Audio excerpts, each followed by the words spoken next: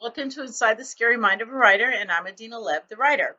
This is episode 64 of my continuing blog series of getting my name out there and lending a voice to my book and driving up my numbers. Because, if we drive up my numbers, we've talked about this before, drive up my numbers, more subscribers, more an agent is going to look at me. And if an agent looks at me, the agent is going to read my book and decide she's got high enough numbers. People are downloading her books, and we're going to make a star out of Adina Lev. I did a research, not even research. I read an article a couple weeks ago. More than a couple weeks ago. Oh my God, this is October. It was quite a bit of a time ago that this author, as an experiment, and I think I talked about this in another one of the videos, she sent in the same book, one under a man's name, one under her name, and the one under the man's name was accepted for publication. The exact same book, the only thing that had been changed was the author's name. So I've been toying with the idea of just going with A. Lev. But you know what? Screw that. The feminist in me is declaring I'm going to keep plugging away under my name. I even have a Facebook page under my name. I have a Twitter account under Adina Lev. I'm working on getting my numbers up. And by working on it, that means you guys are subscribing and sharing. Let's have our romper room moment. Hi, Sylvia. Hi, Raynell. My sister and my niece have watched every one of my videos over the course of a week and a half. Ah, brava! Thank you. Now go out and play in the sunshine. I love it. My family, we are all so far flung that we never get to see each other. Schedules just don't jive. Even for me, my schedule, I'm all over everywhere. So these videos give my family a chance to see me. Hi, Jay. My grandson, Jay, also watches. So yes, I have my romper room moment. Josh, still not doing a podcast. I barely speak English, so I don't know how I'm going to even do a podcast. So this weekend, I tried to kill myself. Not really. Definitely not really. Come on, we know I'm too narcissistic for that. No, I forgot how old I am and how many miles are on this body. I decided that I needed a new mattress downstairs in the guest room. Now, when we moved into this house, we only had one guest room, and that was upstairs. Since we've moved into this house almost a decade now, we've added on an entire section of the house. It's man cave / Mike's office. The room that was his office downstairs is now a guest room. So we have two guest rooms. And the downstairs room is more of the dog's room that they allow guests to share when they stay. So I have a queen size bed in there. And I took a burr in my bun and decided I don't like that mattress anymore. It squeaks. So I wanted a new mattress in there. Not a problem. Here's where the problem is. Upstairs in the guest room, it was a futon and a twin size bed. So I take the twin size bed, dismantle it, take it downstairs. Take the futon, doesn't dismantle, take that damn thing downstairs and load it into the truck. Take the full size bed that was in Sam's old room, and that was what she used in college, moved that to the guest room, moved all the furniture around in there. So now it's a cute little quaint girlsy room. And moved the queen size bed that was downstairs, because God knows I'm not going to throw anything away that still has use to it. Took that queen size bed, moved it upstairs, and assembled that. Put in the frame, put in the mattress, put on the box spring, reverse that, and set the room up. Took all the boxes that Sam had stored in there from, she hadn't totally moved out. Took all her clothes, all those boxes downstairs, made the room beautiful. What? So now we have two really good guest rooms. Leaves the guest room down here. Yeah, I had that mattress delivered. I can only handle so much abuse on this body. So I load everything into the truck. Take the truck to her house yesterday.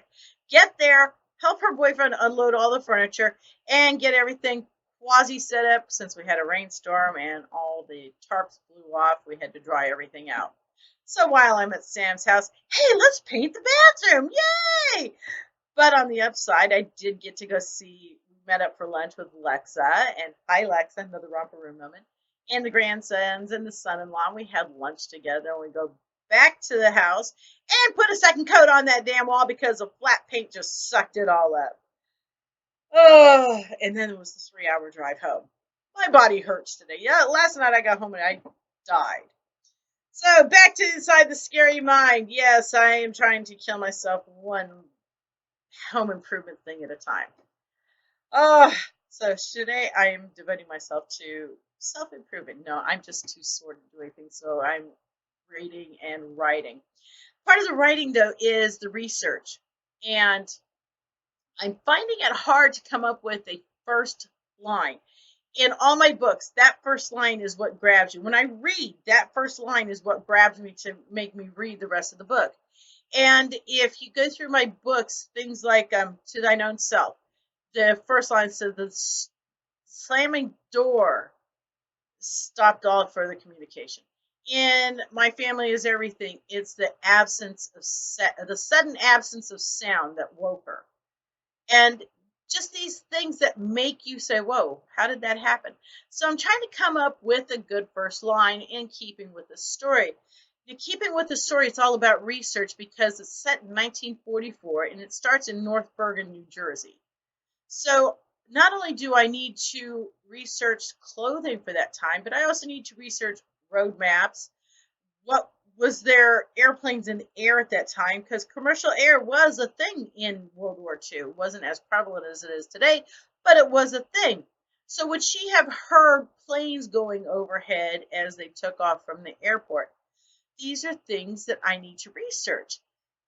I don't know about you, but when I read a book and if I find an inconsistency, it means A, the writer didn't care enough to do the research and assumed that the readers would not know the discrepancy, that the editor didn't catch a discrepancy or just didn't care, or didn't point it out to the writer and the writer corrected.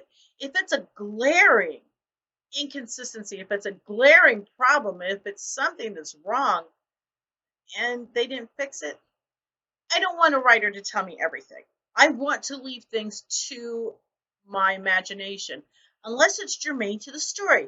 When I'm talking about a man wearing a sweater, if I say that itchy sweater started making his skin burn, and I want to paint a picture, that red sweater and the hot warm, it germanes to the story if he turns out to be allergic to wool.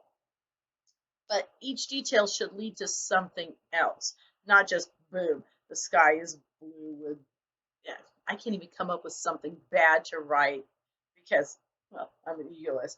No, in my thought process, I do not like to make mistakes, and I find myself self-editing as I'm writing and as I'm speaking. Okay, we're at the, yes, I have not got that clock for up here. It is at the 8-minute mark. This has been Adina Lev, Inside the Scary Mind of a Writer. If you like this video, if it makes you shake your head, go, oh my God, up the dosage. I said that. I think that's going to be my catchphrase. Up the dosage. Up the voltage. Anyway, if you like this video, big thumbs up, subscribe. If you didn't like it, thumbs down, subscribe anyway. Make your friends subscribe. Tell them, hey, it's like chain letter. Subscribe. Get my numbers up. I have got another royalty check, 32 cents. Whoop, whoop. Still can't get a cup of coffee, but the more my numbers up, the more people download my book, the more I am going to become famous, and then you won't have to see these videos anymore. You ever notice that writers, when they're first coming out, when they get their first big book, they're all over the talk show circuit, and then you never hear from them again unless it's going to be they're introducing a new book and they're putting a big tweet thing out there. Oh, so anyway, I'm back to research. Y'all be safe out there, and I will be talking to you later. Bye.